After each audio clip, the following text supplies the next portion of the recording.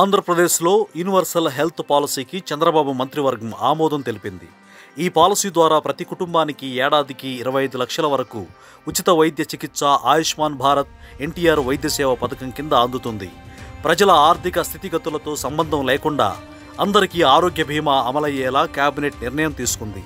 రాష్ట్రంలోని 1,63,00,000 కుటుంబాలు ఈ విధానం ద్వారా లబ్ధి పొందుతాయి. 2.5 లక్షల రూపాయలలోపు వైద్య చికిత్సల క్లెయిమ్లు ఇన్సూరెన్స్ కంపెనీల పరిధిలోకి వచ్చేలా కొత్త విధానం రూపొందించారు. 2.5 లక్షల నుంచి 25 లక్షల వరకు వ్యయాన్ని ఎన్టీఆర్ వైద్య సేవ ట్రస్ట్ భరిస్తుంది. 1.43 కోట్ల పేద కుటుంబాలు, 20 లక్షల ఇతర కుటుంబాల వరకు ఇది వర్తించేలా నూతన విధానాన్ని తీసుకువస్తున్నారు. 2,493 నెట్వర్క్ ఆసుపత్రుల్లో హైబ్రిడ్ విధానాన్ని ప్రభుత్వం అమలు చేయనుంది. మొత్తం 3,257 చికిత్సలకు ఉచితంగా చికిత్స అందుతుంది. ఇక నుంచి కేవలం 6 గంటల్లోనే వైద్య చికిత్సలకు అనుమతులు లభించనున్నాయి.